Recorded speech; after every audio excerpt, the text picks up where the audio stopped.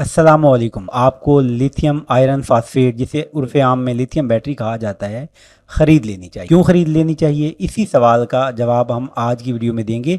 आज की वीडियो में हम लिथियम आयरन फास्फेट बैटरी के 10 जो बहुत अहम और शॉकिंग फैक्ट्स हैं उनका भी जिक्र करेंगे। लेकिन इस तफसील में जाने से पहले आपसे गुजारिश है कि हमारी वीडियो को लाइक करें, चैनल को सब्सक्राइब करें और दूसरों के साथ भी शेयर करें। सबसे पहले सबसे अहम सवाल कि क्या लिथियम बैटरी का इस्तेमाल महफूज है। आम तौर पर हमने सुना है कि लिथियम बैटरियां जो हैं वो गाड़ियों में लगी होती हैं, इलेक्ट्रिक बाइक्स वगैरह में लगी होती हैं और उनसे जो है वो अक्सर औक़ात फायर हैज़र्ड होता है और वो जलती हैं और पूरी गाड़ी भी जल जाती है और दूसरी चीज़ों को भी नुकसान पहुंचाती हैं। तो क्या वाकई ऐसा है? दरअसल हम जिस बैटरी की बात कर रहे हैं वो आम तौर पर जो हमारे पास इलेक्ट्रिक व्हीकल्स हैं उनमें नहीं लगी होती, और ये बैटरी है लिथियम आयरन फास्फेट। ये आमतौर पर सोलर सिस्टम के साथ इस्तेमाल होती है और भी बहुत सारी जगहों पर ये इस्तेमाल होती है, और ये आम लिथियम आयन बैटरीज़ से बहुत ज़्यादा महफूज बैटरियाँ होती हैं। तो मुख्तसरन ये कि लिथियम आयरन फास्फेट बैटरियाँ जो हैं वो दूसरी लिथियम बैटरियों से बहुत ज़्यादा महफूज हैं, और इन्हें सोलर सिस्टम के साथ इस्तेमाल करना, अगर इन्हें सही तरीके से इस्तेमाल किया जाए तो नहायत महफूज समझा जाता है। इसके अलावा एक और फीचर जो लिथियम बैटरियों का हम दूसरा फीचर जिसे कह रहे हैं, ये एक ऐसा फीचर है जिसको शायद सबसे ज़्यादा सेलिब्रेट किया गया है, यानी कि लिथियम बैटरी को आप मुकम्मल डिस्चार्ज कर सकते हैं। कुछ लोगों के ज़हन में आ रहा होगा कि आप बाकी बैटरियों को नहीं कर सकते। जी हाँ, जो हमारे पास लेड एसिड बैटरियां होती हैं उन्हें आप 50% से ज़्यादा डिस्चार्ज नहीं कर सकते। अगर करेंगे तो बैटरी के मुकम्मल तौर पर हमेशा हमेशा के लिए ख़राब हो जाने का अंदेशा है। लेकिन लिथियम बैटरियाँ ऐसी होती हैं जिन्हें आम तौर पर 90 से 95% तक डिस्चार्ज करना भी महफूज होता है, और अगर इन्हें 100% भी डिस्चार्ज कर लिया जाए तो इतना बहुत ज़्यादा नुकसानदेह नहीं होता। बहरहाल बेहतर ये है कि इन्हें 90% तक डिस्चार्ज किया जाए। एक और बहुत अहम फीचर जो कि लिथियम आयरन फास्फेट बैटरीज का है वो ये है कि लिथियम आयरन फास्फेट बैटरियों की जो हमारे पास डिस्चार्ज कर्व है वो क्या है, वो फ्लैट है। इसका क्या मतलब है? इसका मतलब ये है कि हमारे पास जो आम बैटरी होती है जब वो मुकम्मल तौर पर चार्ज होती है, आप इस जो नीले कलर के अंदर हमने ग्राफ दिखाया है इस पर गौर करें, ये एक आम लेड एसिड बैटरी का ग्राफ है। तो जब उसमें होता ये है कि जैसे जैसे वो डिस्चार्ज होती जाती है तो उस पर जो वोल्टेज होते हैं वो आहिस्ता आहिस्ता कम होते जाते हैं। मिसाल के तौर पर हमने लेड एसिड 4 बैटरियाँ सीरीज़ में लगाई हुई हैं और वो 56 वोल्टेज पर मुकम्मल चार्ज हैं। तो जैसे जैसे उनका स्टेट ऑफ चार्ज कम होता जाएगा, यानी वो डिस्चार्ज होती जाएंगी, वैसे वैसे उनके वोल्टेज जो हैं वो कम होते जाएंगे और ये एक लीनियर रिलेशनशिप की शक्ल में हमें नज़र आएंगे। लेकिन बाज़ औक़ात हमारी एप्लीकेशन ऐसी होती हैं जिन में हमें तकरीबन मुकम्मल टाइम के लिए कांस्टेंट वोल्टेज चाहिए होते हैं। इस तरह की एप्लीकेशन के लिए जो हमारी लिथियम आयरन फास्फेट बैटरीज हैं वो बहुत बेहतरीन मुतबादिल हैं। तो देखिए इसमें कैसा क्या हो रहा है कि इसमें शुरू के अंदर जो वोल्टेज हैं वो तेज़ी से ड्रॉप होते हैं, लेकिन आप देखें कि तकरीबन 80-85% तक तकरीबन इसकी जो कर्व है वो फ्लैट रही है, यानी कि इसके वोल्टेज कम नहीं हुए।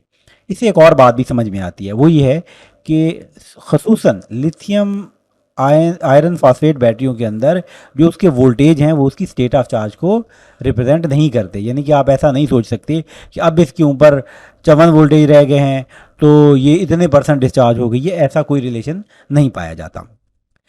लिथियम आयरन फास्फेट बैटरी की एक और जो ख़ासियत है, ये इसकी खूबी नहीं कही जा सकती कि ये जहाँ पर बहुत ज़्यादा कम टेम्परेचर होता है, जैसे कि साइबेरिया वगैरह के मकामात हैं, वहाँ पर इनकी परफॉर्मेंस बहुत ही बुरी होती है। तो इसमें ऐसा है कि इनकी जो कैपेसिटी है वो भी रिड्यूस हो जाती है। मतलब ये अगर 100% कैपेसिटी देती हैं 20 डिग्री सेंटीग्रेड पर, तो ये जो -20 पर है इनकी जो एफिशिएंसी है हो सकता है कि 50% रह जाए। इसके अलावा जो अगर हम इसे 0 डिग्री सेंटीग्रेड से कम पर चार्ज करेंगे तो इसकी परफॉर्मेंस बहुत बुरी होगी और ऐसा नहीं करना चाहिए, ये रिकमेंडेड नहीं है। अगर आपके यहाँ टेम्परेचर 0 डिग्री सेंटीग्रेड है तो इन्हें आपने इन्हें एक ख़ास रिकमेंडेड तरीके के मुताबिक इनको गर्म करना होगा। तो ये भी एक इसकी खासियत है जो कि इसकी अच्छी खासियत नहीं है। एक और बड़ी अहम बात देखते हैं हम लोग कि जो हमारे पास लिथियम आयरन फास्फेट बैटरीज़ होती हैं, ये बहुत ज़्यादा लंबा अरसा चलती हैं, इनकी जो लाइफ होती है ज़्यादा होती है बनिस्बत जो हमारे पास दूसरी तरह की बैटरी हैं, जैसे लेड एसिड बैटरी हैं। आमतौर पर किसी बैटरी की जो लाइफ होती है वो उसकी साइकिल लाइफ होती है, यानी कि ये कितनी दफ़ा चार्ज और डिस्चार्ज हो सकती है। तो हमारे पास जो लेड एसिड बैटरियाँ होती हैं, ये अगर हम हर बार उन्हें 50% पर चार्ज और डिस्चार्ज करें, यानी कि डेप्थ ऑफ डिस्चार्ज हमने 50% लिखा है, तो ये तकरीबन 500 साइकिल देती हैं। इसके मुकाबले में जो हमारी LiFePO4 बैटरीज हैं, अगर उन्हें 80% पर चार्ज डिस्चार्ज किया जाता रहे तो वो हमें 4000 साइकिल देती हैं, यानी कि इनसे तकरीबन 4 गुना ज़्यादा। और ये एक बहुत बड़ा एडवांटेज है। एक बहुत अहम बात जो कि इसकी हिफाजत से मुताल्लिक है कि आप लिथियम आयरन फास्फेट बैटरी को बग़ैर बैटरी मैनेजमेंट सिस्टम के इस्तेमाल नहीं कर सकते। ये कोई ऑप्शन नहीं है, ये मैंडेटरी है, आपको इसको इस्तेमाल करना ही करना है, वरना लिथियम आयरन फास्फेट बैटरी का इस्तेमाल नहायत गैर महफूज होगा और ये किसी बड़े हादसे का सबब बन सकता है। एक बहुत अच्छी बात इनकी ये है कि ये किसी किस्म की कोई टॉक्सिक गैसें खारिज नहीं करती, माहौल दोस्त हैं, क्योंकि ये इनकी लाइफ स्पैन ज़्यादा है, तो इस वजह से भी ये माहौल की बेहतरी में एक बेहतर किरदार अदा करती हैं। इनकी एक स्टेबल केमिस्ट्री है, ये कार्बन का अखराज नहीं करती और इनको रिसाइकल करने के भी ज़्यादा चांसेस होते हैं। तो इस वजह से इन बैटरियों को बाकी बैटरियों की निस्बत माहौल दोस्त समझा जाता है। एक और नहायत अहम मसला जिस पर हम सबसे ज़्यादा गौर किया करते हैं कि कौन सी बैटरी महंगी है या कौन सी बैटरी महंगी पड़ती है, तो बाएं तरफ हमने लिथियम आयरन फास्फेट बैटरी का सिंबल दिखाया है और दाएं तरफ हमने लेड एसिड बैटरी दिखाया है। तो जब हम लेड एसिड बैटरी ख़रीदते हैं तो ये हमें सस्ती महसूस होती है, यानी कि जो इसकी इनिशियल कॉस्ट है ये कम होती है। लेकिन जब हम ये वाली बैटरी ख़रीदते हैं तो इसकी जो कॉस्ट है वो हमें ज़्यादा लगती है। तो देखते हैं कितनी हमें पड़ती है। मिसाल के तौर पर हमारे पास हम एक सोलर सिस्टम लगा हुआ है और उसके अंदर हमने जो है वो 48 वोल्टेज जो कि 50-52 वोल्टेज तक चार्ज होते हैं या उससे भी ज़्यादा चार्ज होते हैं, इसके लिए हमने लेड एसिड बैटरियाँ ख़रीदनी हैं। तो हमें कितनी बैटरियाँ ख़रीदनी पड़ेंगी? 12 वोल्टेज वाली हमें 4 बैटरियाँ ख़रीदनी पड़ेंगी। तो हमें 200 एम्पेयर आवर की बैटरियाँ ख़रीदी हैं हमने, तो हमें तकरीबन 1.5 लाख रुपए का ख़र्चा पड़ गया है। अब अगर हम सोचते हैं कि हमने इसके बजाय ये वाली बैटरी ख़रीदनी है जो कि हमारे पास लिथियम बैटरी है, लिथियम आयरन फास्फेट, तो इसका हमने सेट ख़रीदना है। तो इसका एक जो सेल होता है वो 3.2 वोल्टेज का होता है, तो हमें इसके 16 सेल ख़रीदने पड़ेंगे और उनका एक पैक बनेगा, उनके अंदर एक BMS भी लगा हुआ होगा। आमतौर पर किसी अच्छी कंपनी का अगर हम लेंगे तो हम देखते हैं उसकी कितनी कीमत पड़ती है। तो अगर हम एक इस तरह की चीज़ लेते हैं जिसमें 100 एम्पेयर आवर के सेल हैं, 16 सेल हैं और उनमें एक कंपनी है JK BMS लगा हुआ है, तो ये हमें तकरीबन 2.5 लाख का पड़ता है। आप सोच रहे होंगे हमने यहाँ पर 100 एम्पेयर आवर क्यों लिखा है जबकि इधर 200 एम्पेयर आवर लिखा है। इसकी वजह ये है कि क्योंकि हम इसे जो है वो तकरीबन मुकम्मल डिस्चार्ज कर सकते हैं और उसको मुकम्मल डिस्चार्ज नहीं कर सकते। तो इनकी आप समझिए कैपेसिटी 100 एम्पेयर आवर और 200 एम्पेयर आवर प्रैक्टिकली हमें बराबर ही पड़ रही है। तो आप देखें कि इनिशियल कॉस्ट जो है वो जो हमारे पास लिथियम बैटरी है, लिथियम आयरन फास्फेट, उसकी काफ़ी ज़्यादा है, लेकिन जो इसकी साइकिल लाइफ है लिथियम बैटरी की वो बहुत ज़्यादा है और इसके दूसरे फ़वाइद भी बहुत ज़्यादा हैं। इसलिए लॉन्ग रन के अंदर हमें जो लेड एसिड बैटरी है वो उसकी कॉस्ट ज़्यादा पड़ती है और जो हमें लिथियम आयरन फास्फेट है उसकी जो बेटर वैल्यू है टाइम गुजरने के साथ साथ। एक और बहुत अहम फैक्टर जो हम देखा करते हैं कि लिथियम आयरन फास्फेट बैटरी कितनी भारी होती है। तो बात यह है कि जो हमारे पास लेड एसिड बैटरी है वो तो हमारी लिथियम आयरन फास्फेट बैटरी से भारी ही होती है, क्योंकि हमें उसके लिए आमतौर पर ज़्यादा बैटरियाँ ख़रीदनी पड़ती हैं। देखें, अगर हम 4 बैटरियाँ ख़रीदते हैं 200 एम्पेयर आवर की, तो उनका वज़न तो बहुत ज़्यादा होगा। अगर ट्यूबुलर हैं तो उनका तो मज़ीद ज़्यादा बढ़ जाएगा और उसकी निस्बत जो हमारी लिथियम आयरन फास्फेट बैटरी हैं वो हल्की होती हैं।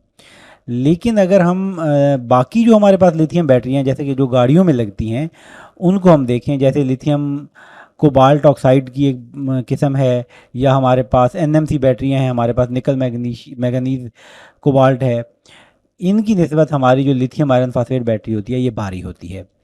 अगरचा हम सोलर सिस्टम के लिए यही वाली इस्तेमाल करेंगे, ये गाड़ियों वगैरह के अंदर, इलेक्ट्रिक बाइक्स वगैरह के अंदर इस्तेमाल होती है और ऐसी एप्लीकेशन जिनके अंदर वज़न का बहुत ज़्यादा जो है वो ख्याल रखना पड़ता है या स्पेस कम हमें देखनी पड़ती है, तो इसमें इनके अंदर जो पावर डेंसिटी होती है वो ज़्यादा होती है बनस्बत हमारी LiFePO4 बैटरी के। हाँ, आम लेड एसिड बैटरी से हमारी LiFePO4 बैटरियाँ वज़न में हल्की होती हैं। तो आज की समरी ये है कि हमने ये देखा कि हमारी LiFePO4 बैटरी जो होती हैं वो अच्छी खासी सेफ़ बैटरीज़ हैं। जो हमारी दूसरी बैटरीज़ हैं लिथियम बैटरीज़ उनसे तो बहुत ही सेफ़ हैं। इसके अलावा हम इनकी 100% कैपेसिटी को यूज़ कर सकते हैं। इनकी जो लाइफ स्पैन है वो बहुत ज़्यादा है बनस्बत उनके, तकरीबन 4-5 गुना ज़्यादा है। कोल्ड टेम्परेचर पर इसकी कुछ लिमिटेशंस हैं, वो हमने देखी कि इसको हम 0 डिग्री सेंटीग्रेड से नीचे अगर टेम्परेचर है तो उसको तो हम बिल्कुल चार्ज नहीं करेंगे, और इसको जब तक हम गर्म नहीं करेंगे एक ख़ास रिकमेंडेड तरीके के मुताबिक तो हम इसको चार्ज नहीं करेंगे। इनका जो वज़न है वो काफ़ी कम है बनस्बत हमारी जो ट्यूबलर बैटरीज़ हैं उनसे, और ये इनका जो एक कर्व है वो कांस्टेंट कर्व है। इनके लिए BMS ये जो कांस्टेंट कर्व क्या हम कह रहे हैं, हम जो चार्ज है हमारा स्टेट ऑफ चार्ज है उसका, और हमने वोल्टेज का ग्राफ देखा था तो हमारे पास जो लिथियम आयरन फास्फेट बैटरीज थी उनका जो वोल्टेज हैं वो कांस्टेंट रहते हैं, अगरचे इनकी जो स्टेट ऑफ डिस्चार्ज है वो कम हो रही होती है। इसके अलावा हमने ये देखा कि इनके साथ BMS का इस्तेमाल करना नहायत ज़रूरी है। ये इन्वायरमेंट फ्रेंडली हैं, और लंबी मुद्दत के लिए अगर हम इन्हें इस्तेमाल करें और सोचें तो इनकी हमें कीमत जो है वो कम पड़ती है, लेकिन इनकी इनिशियल कॉस्ट ज़्यादा है। इसके अलावा एक बात जो हमने नहीं बताई वो ये कि तमाम चार्जर जो हैं वो इसके साथ कंपेटेबल नहीं है। मिसाल के तौर पर हमारे पास कोई पुराने UPS लगे हुए हैं तो वो तो लिथियम बैटरियों के लिए डिज़ाइन नहीं थे, और उनकी चार्जिंग करंट और उनके जो कट ऑफ वोल्टेज वगैरह हैं वो इसके लिए नहीं है, तो उनके साथ इनको इस्तेमाल। अगर आपको हमारी वीडियो पसंद आई है तो बराह मेहरबानी वीडियो को लाइक करें, चैनल को सब्सक्राइब करें। किसी बात की वजाहत दरकार है तो कमेंट सेक्शन में ज़रूर लिखें। शुक्रिया।